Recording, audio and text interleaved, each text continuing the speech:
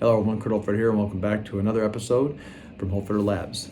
Today we're going to be talking about dealing with the dagger once again, and today we're focusing on moving into the lower line of a person after you've made the first cover of dagger. Now, much like all the parts here, I keep saying it over and over and over again, is that essentially we're making that first cover. It's always about that first cover, and it's always about making that systematic approach that Fiore has. This is whether the technique that's shown here or the position that's shown here is a technique itself, or it is or it's necessary to or it's the thing that is creating the other things, right? Either taking away the dagger or the strike itself or the throw. Ultimately, we still have to consider that something's in our face here, that we have to deal with it to take it away. So understand when we go through this, we're going to walk through this on how to get to that lower line, but also some other considerations, much like last week, in regards to what not to do and why we may have to do certain things first in order to get this thing to be set up. So with that being the case here, let's roll the tape. Vincent's ready, and we're going to kick into it. Today I have him positioned so this right here is going to be simulating the leg, because you can see within the image, we're looking at going in to attack this leg. Now I want to make something again, I said this in the introduction here, I want to make this perfectly clear about what I'm seeing right here. Anybody who's coming down with this right here, essentially, I don't think this is anticipating a shot. I don't think this is a means of like, okay, I've set this up in such a form and fashion here that this is like, that they are all the way up in this position here and they're driving back. I think, once again, this is true to the nature. It's been set up based upon the 5 things that Fiore tells us to do.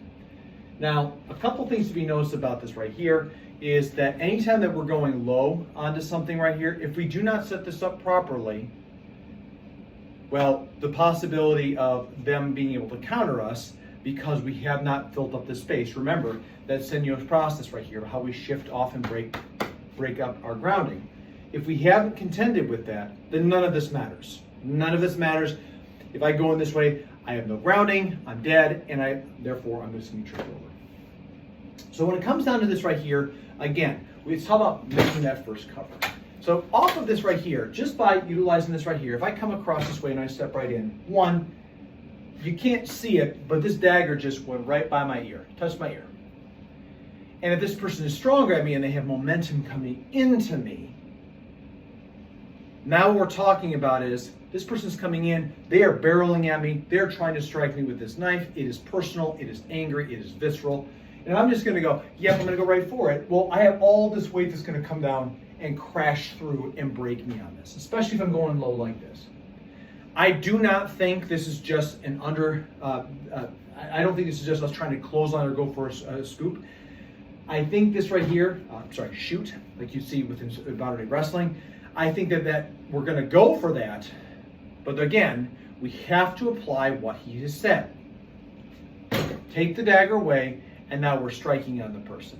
So again, in this case right here, essentially, as the image shows, this is a person that's going backwards. There's a couple of thoughts that come to my mind right here. So anytime, if I kick a person in the groin, they're going to be coming down. If I pop across the arm, they're probably going to be retracting backwards. But is it enough for me to be able to get inside into the leg? Maybe, maybe not. We don't know. What I do think that we're possibly seeing right here is that as this comes across, not punching to the eye, but I'm trying to put my fingers into the eye. We see that all the time within the first one right here, where I pop my thumbs into the eye or I put my fingers into the eye and so on and so forth right here. Anytime that we have somebody put your fingers into your eye, like this right here, you're going to retract. We're going to retract in some form or fashion, right? So because I'm coming up across this right here, I'm coming straight up to the eyes, which as I do this, this starts to happen. So again, I might be setting this up. Maybe I do 2 things. Maybe this is a continuation of these things, okay? Maybe I come across right here, I went to this, hit him, and then came down. Now we're starting to see how the plays of First Master are not just one thing, but they're potentially many things together that work into conjunction. So with this right here, again, just for what we're dealing with as far as this play, coming across here, grabbing the arm, striking right here, maybe that's effective, but at the same time too, I don't want this thing coming back, because if I break the arm and it pushes forward into me, I've just stabbed myself.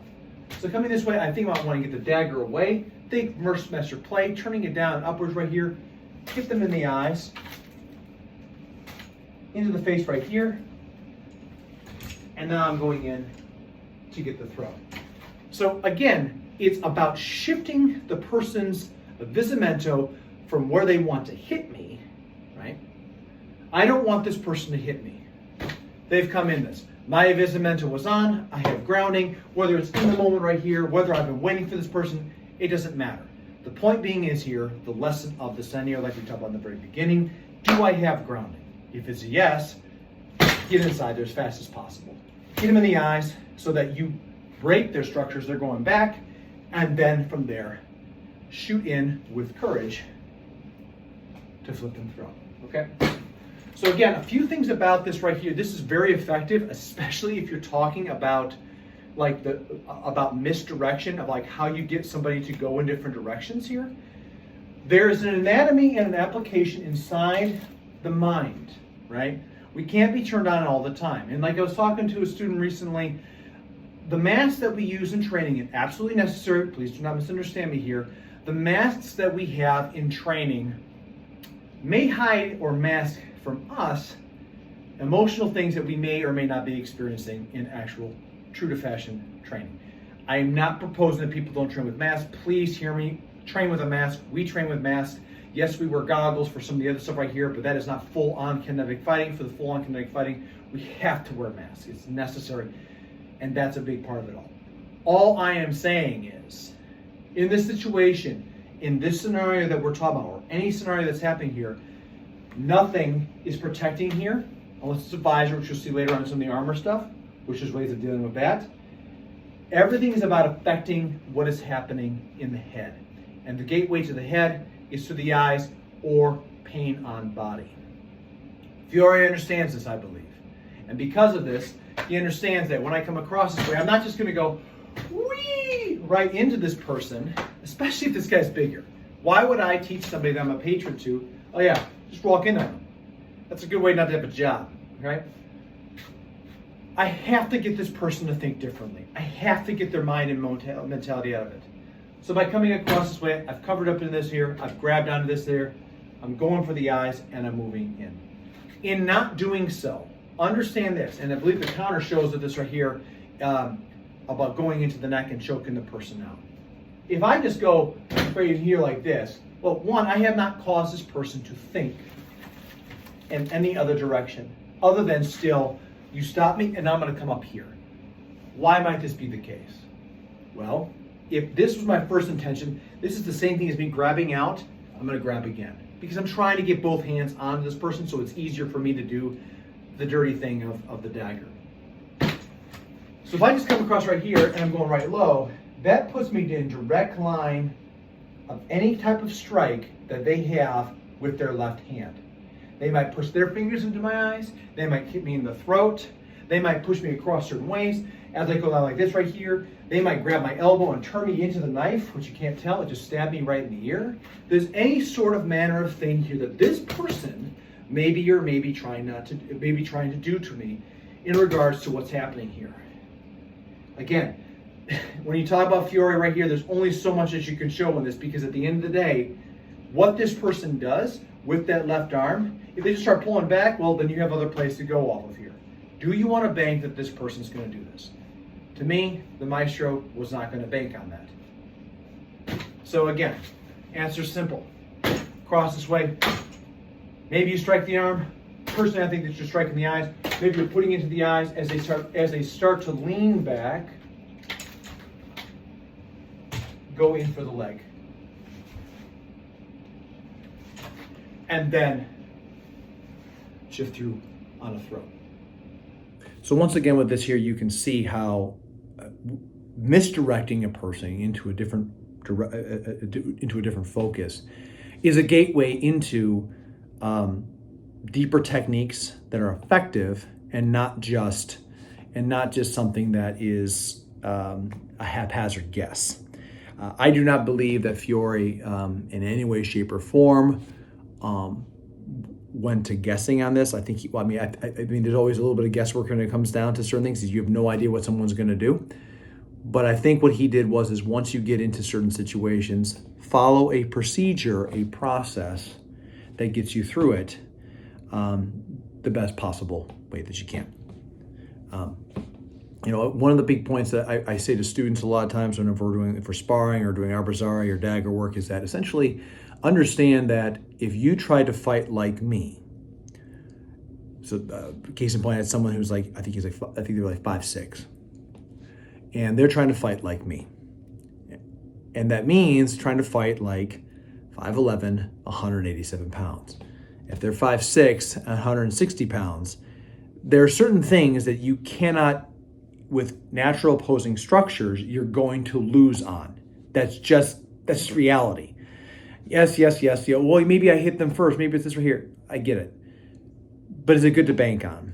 My answer is no. And I think the Meister thought the same thing. Fighting on equal ground when you have a disadvantage is a mistake. And one of the reasons why I think there are so many techniques, even within this first master dagger concept, and there's so many ways in which it can go wrong for the person that's defending, at least from Fiore's concept perspective, is because he understands that essentially a person that's coming at you, you can do everything right with this, and they could be taller than you, they could be stronger than you, they could be bigger than you, they could weigh more than you.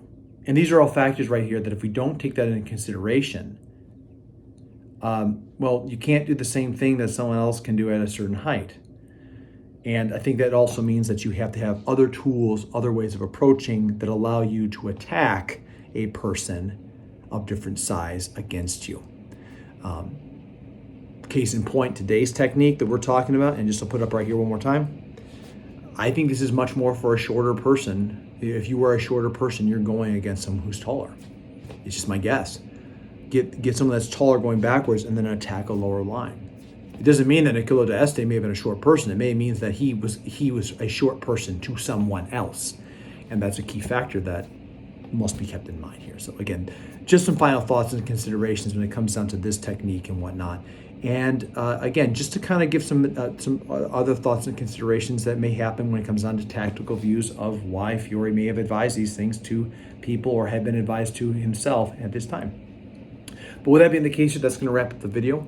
Thank you so much for tuning in. Thank you so much for your support. If you're new to the channel, please consider subscribing and drop a like down there so to let me know that I'm doing the right thing here, that it's giving people out thoughts and ideas. If you have thoughts and considerations on this, please leave a comment below. And with that being the case here, if you have more information about this, always please share what you got there. If you got thoughts and considerations, anything, it only helps to make the content a little bit more realistic for the training purposes.